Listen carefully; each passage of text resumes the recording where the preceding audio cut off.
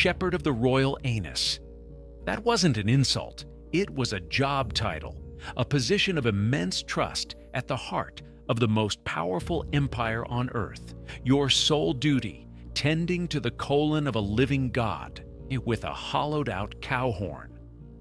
Welcome to ancient Egypt, a civilization that built monuments to outlast eternity, yet believed the path to immortality was through a well-flushed bowel. This wasn't just a quirky belief, it was a symptom of a medical system so perverse it turned healers into butchers and medicine cabinets into crypts. They prescribed fresh human blood for seizures and powdered human skulls for headaches. Women were told to place garlic in their vaginas to test for pregnancy, believing a scented breath the next morning meant their bodies were open for life. So how did the people who mapped the stars get the human body so spectacularly lethally wrong? How did their sacred healing arts become a production line for horrors that would make a modern pathologist quit on the spot? They could chart the heavens but couldn't comprehend that bloody urine wasn't male menstruation, but a parasitic disease slowly killing them.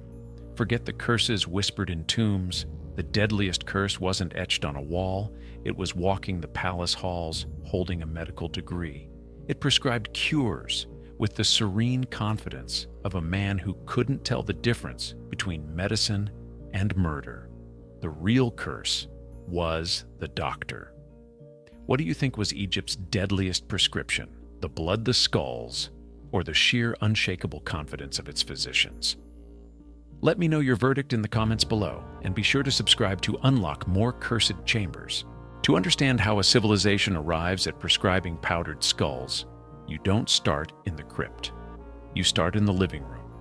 You have to immerse yourself in their logic walk through their world and feel the water temperature change degree by painful degree. The journey from the reasonable to the repulsive is always a gradual one, paved with good intentions and absolute certainty. On the surface, life for the Egyptian elite was a performance of purity. In the searing heat and dust of the desert, they cultivated an image of pristine, effortless cleanliness. Their white linen garments were immaculate, their bodies perfumed their homes models of order. But their greatest obsession wasn't with what was on the outside, it was with what was on the inside. They were haunted by a concept called wehedu, a morbid principle, a sort of internal poison they believed was generated from undigested food in the gut. To them, this wasn't a theory, it was a fact. This toxic sludge was the root of all illness, the source of aging, the enemy of life itself. And so the highest echelon of Egyptian society engaged in a relentless ritualized war against their own intestines. The primary weapon in this war, the laxative. Herodotus, the Greek historian, noted with astonishment that Egyptians purged themselves for 3 consecutive days every single month. The preferred method was a potent dose of castor oil, a substance that even today is handled with extreme caution. For the nobles of the New Kingdom, it was a routine part of their wellness regimen. The language they used was one of cleansing, of purification. They weren't simply emptying their bowels, they were performing a sacred act of web-restoring balance and pushing back against the decay promised by wehedu. In a world without modern sanitation, this recurring, violent, and deeply uncomfortable ritual was framed as the pinnacle of personal hygiene and spiritual discipline. And here lies the mechanism of control. This practice was a brutal physical barrier of status. Only the wealthy could afford to be so physically delicate. The laboring masses who built the temples and farmed the fields needed the energy from their food. They couldn't afford to spend days in a state of purgative weakness. A slender, purified body became a billboard advertising that its owner did not perform manual labor. It was a status symbol you had to earn through ritualized self-inflicted misery. Imagine a noble woman at a grand festival, the epitome of grace and composure. She smiles serenely, but inside, she is in the throes of a castor oil purge. Her body, a battleground. The slight tremor in her hand, the faint sheen of sweat on her brow. These are not signs of illness, but the acceptable, even admirable costs of maintaining her place in the gilded cage. At this temperature, the discomfort is just a private sacrifice for a public ideal. It seems almost reasonable. The obsession with controlling the body's outputs naturally led to a desperate need to understand its secret processes. In an age before microscopes and biochemistry, the body was a black box. To open it, they didn't use scalpels. They used rituals that blurred the line between diagnosis and divination. The stakes were never higher than in the matter of reproduction. An heir could secure a dynasty. A barren wife could destroy one. The Egyptians, ever the bureaucrats, developed standardized tests for pregnancy. The most famous is detailed in the Kahun gynecological papyrus. A woman would urinate on two separate bags of grain, one filled with barley, the other with wheat. If the barley sprouted, she was pregnant with a boy. If the wheat sprouted, a girl. If neither grew, she was not pregnant. The language here is clinical procedural. This is presented as objective medical science. And here's the unsettling part, it almost was. Modern experiments have shown that the high levels of estrogen in a pregnant woman's urine can in fact stimulate seed germination with up to 70% accuracy. The gender prediction was pure fantasy, but the core diagnostic worked just often enough to be believed. It was a lucky guess disguised as a blueprint. But for every test that stumbled upon a kernel of truth, there were others that swerved into pure, magical thinking. One text advises placing an onion or a clove of garlic in a woman's vagina overnight. If her breath smelled of it in the morning, she was fertile. The logic was simple and profoundly wrong. They believed the body was a system of interconnected tubes. A clear passage from the womb to the mouth was a sign that she was open for conception. This same flawed logic was applied to men with even more disturbing results. They saw men bleeding, not from injury, but cyclically from their urinary tracts or bowels. They didn't see a disease. They saw a biological mystery and solved it with a chillingly elegant symmetry. They called it male menstruation. What they were actually documenting were the horrifying symptoms of schistosomiasis, a parasitic flatworm infection contracted from snails in the Nile's stagnant waters. The worms would burrow into the veins of the bladder and intestines, causing chronic internal bleeding. It was a debilitating, life-shortening disease. Yet it was so common, so widespread, that Egyptian medicine normalized it. They classified a horrific parasitic infection as a normal, if inconvenient, male biological function. The human cost here is staggering. A young woman convinced her entire future depends on whether a garlic clove can perfume her breath. And an entire generation of men slowly being eaten from the inside out by parasites, being told by their most learned physicians that their suffering was perfectly normal. The water is warmer now. The system isn't just misguided, it's becoming an agent of institutionalized neglect. When reading the body's secrets wasn't enough, the Egyptians turned to rewriting the code itself. The boundary between medicine and magic, between healing and manipulation, dissolved completely. They believed the world operated on a fundamental power, called Heka, the magic that the gods themselves used to create the universe. A skilled practitioner, they believed, could wield this power to influence reality, to bend the will of others to their own. And so the love potion was born. But these were not the charming trifles of fairy tales. The recipes preserved on papyri are lists of ingredients for a nightmare. They called for blood, for hair, for bodily fluids, for ground-up insects and animal parts, all combined in concoctions designed not to entice, but to ensnare. The intent was not romantic, it was predatory. The language was not of affection, but of command. These spells were meant to bind, to control, to turn a person into a virtual automaton slavishly devoted to the spellcaster's will. It was the weaponization of desire, a form of assault brewed in a pot. This principle that the external can be manipulated to control the internal scaled all the way up to the throne. Consider the great Queen Hatshepsut. She was a woman in a role custom-made for a man. To rule, she needed not just the authority of a king, but the image of one. So she performed the most audacious act of political magic in Egyptian history. She ordered herself depicted with the body of a man. She wore the traditional regalia of a male pharaoh, and most famously, she wore a false beard, the ceremonial strap-on beard that was the ultimate symbol of kingship. This wasn't a fashion statement, it was a piece of political technology. Hatshepsut understood that in Egypt, The symbol was the reality. By adopting the anatomy of power, she became power. She was hacking the divine operating system using the language of appearance to rewrite the rules of succession. Here we see the individual being deliberately erased for the sake of a system. A person who drinks a love potion has their will subverted. A queen who must present as a king has her identity subsumed by her political role. The mechanisms are becoming more invasive. The system is no longer just observing or neglecting the body. It is actively trying to reprogram it to hijack it for someone else's benefit. The water is simmering. Now the heat becomes unbearable. We arrive at the ultimate expression of this obsession, the pharaoh's body. It was not a mortal vessel. It was the physical manifestation of Mahat cosmic order, truth, and stability. If the pharaoh's body was in harmony, the universe was in harmony. If it was sick, the state was sick. And if it was threatened, civilization itself was threatened.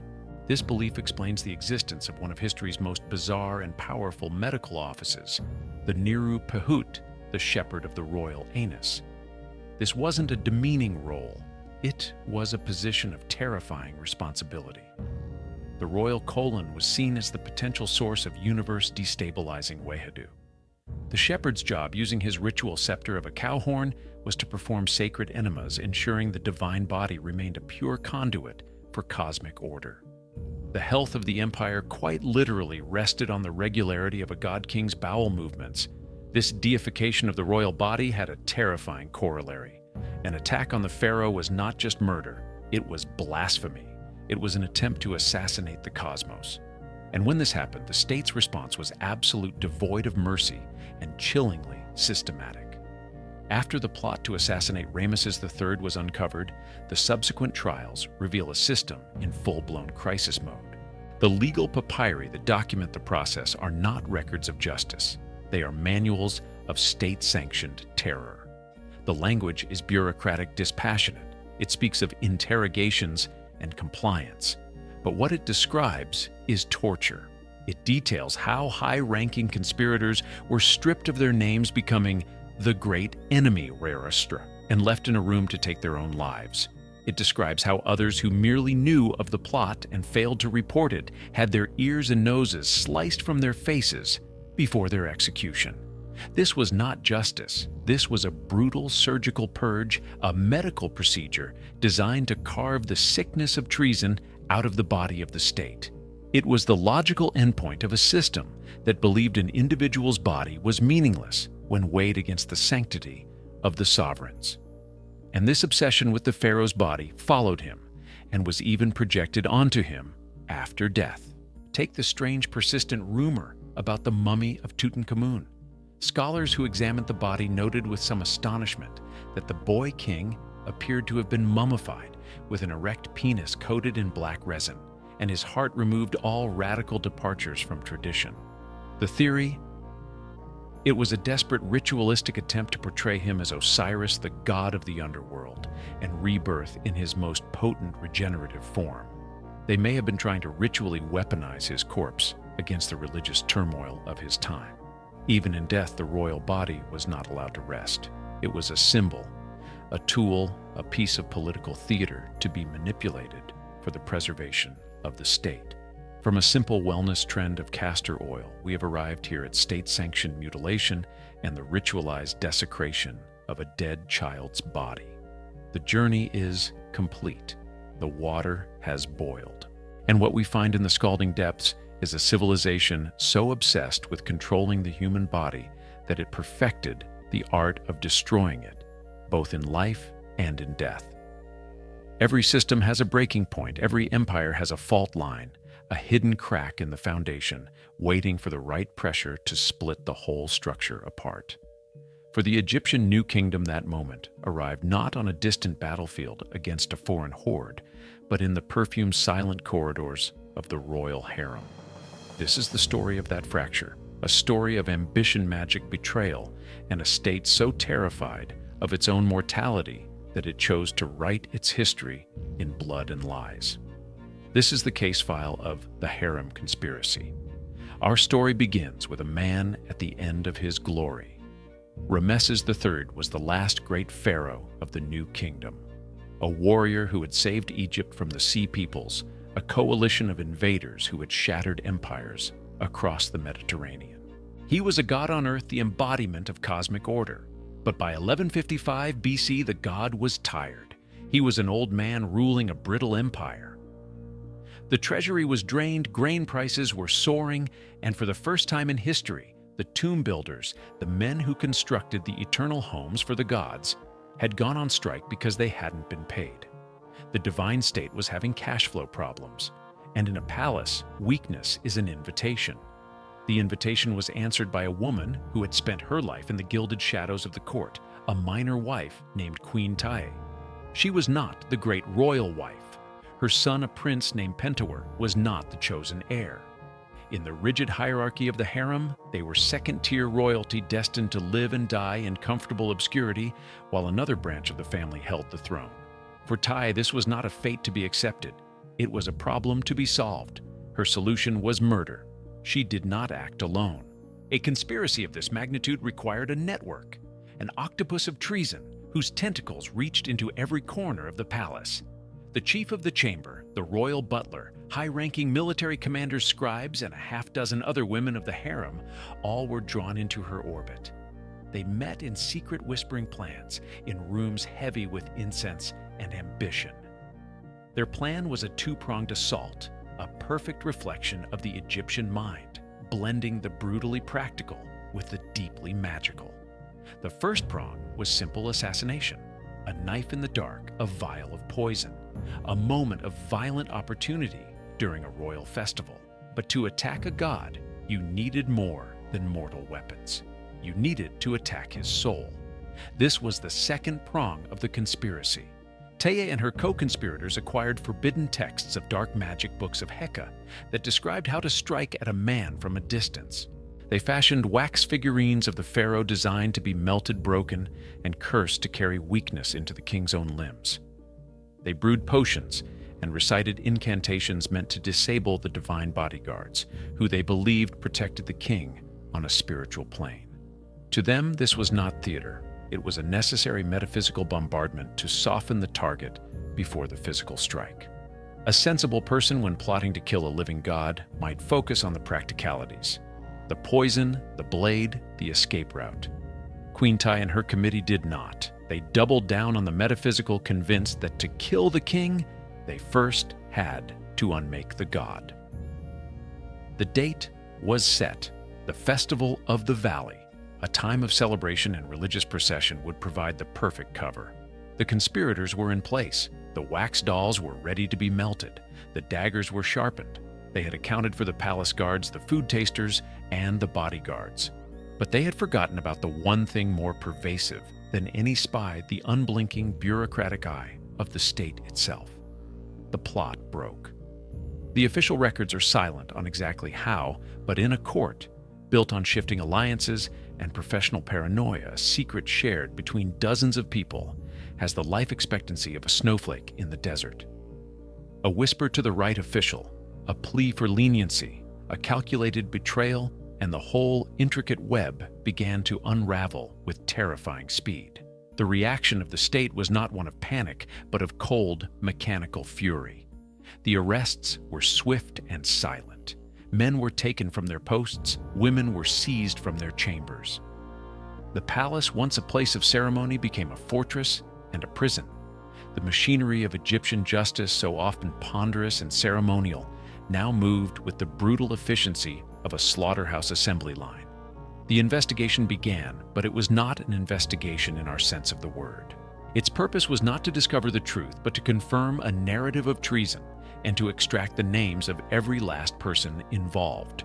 The tools for this truth extraction were the same ones sanctioned by the state's medical and legal philosophies: pain, terror, and the systematic breaking of the human will.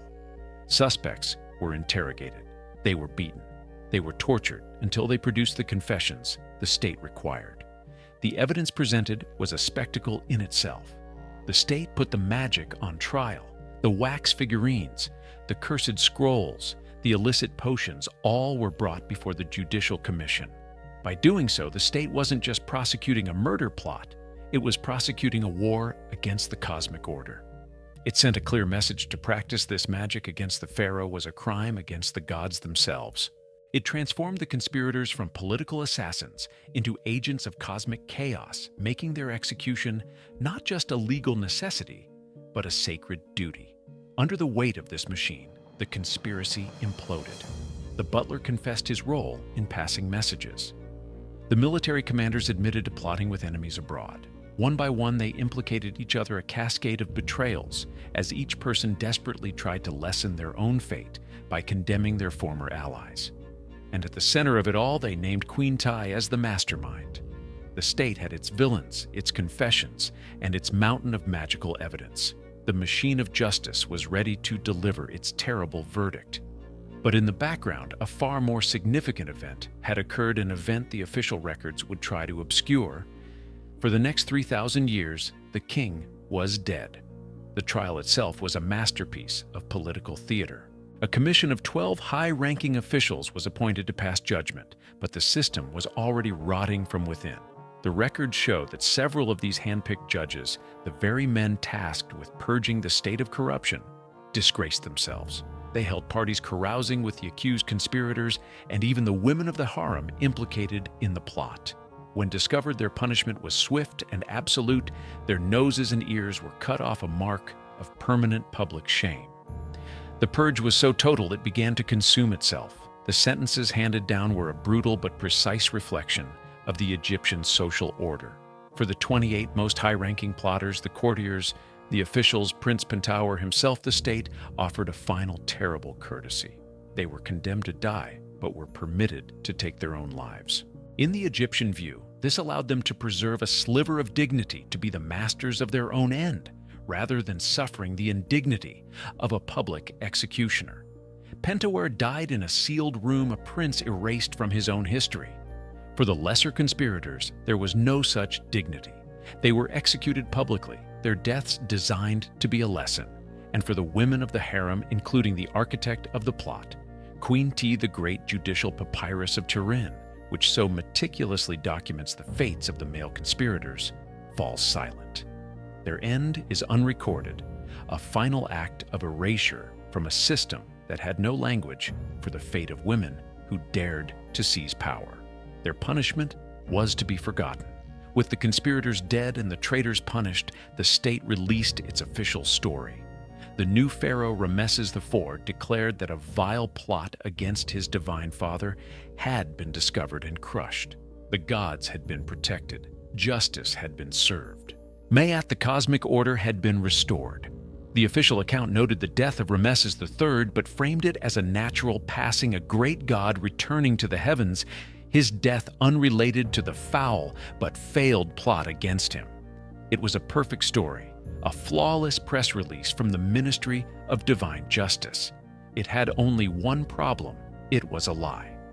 For 3 millennia, the official account held. The mummy of Ramesses III lay silent in its wrappings, guarding its secret.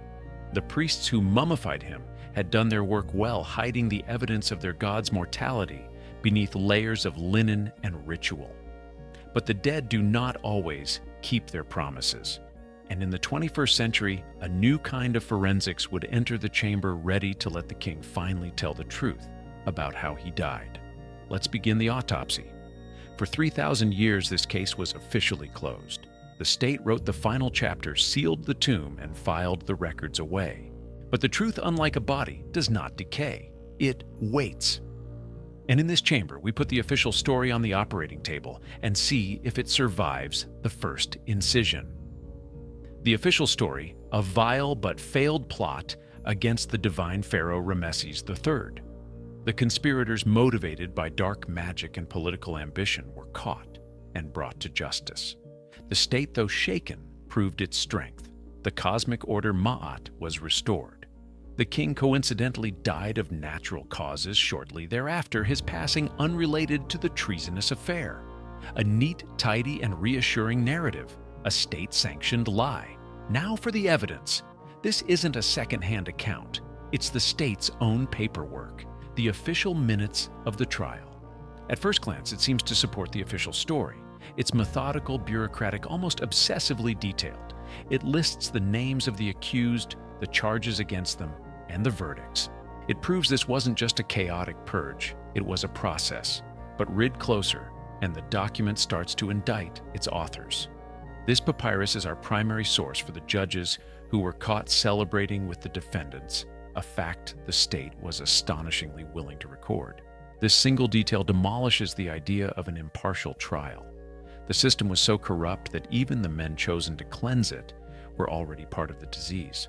Furthermore, the language it uses to describe the punishments, the clinical instructions for forced suicide, the matter-of-fact recording of mutilation, reveals a system where justice is just a synonym for state-sanctioned terror. Exhibit A doesn't show a system restoring order. It shows a system revealing its own brutal, compromised nature under pressure.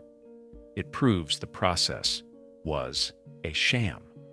For millennia, this was the state's star witness, a silent, serene figure that offered no visible evidence of violence. For centuries, Egyptologists and historians examined the body and found nothing. The official story held. The king had died peacefully. Then came the 21st century. In 2012, a team of scientists slid the silent king into a machine his priests would have mistaken for a divine chariot, a CT scanner. For the first time, they could look beneath the ancient linen without cutting a single thread. What does a 3,000-year-old body have to say more than you can possibly imagine? There it was, hidden beneath the thick layers of embalming resin and linen wrappings, just below the jawline. A wound, not a scratch, not a ceremonial mark, a massive gaping gash 7 centimeters wide, slicing horizontally across the throat. The scan showed it was deep enough to have severed the trachea, the esophagus, and the major arteries.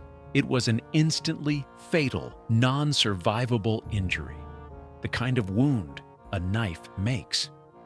The king hadn't died peacefully. The king had been slaughtered.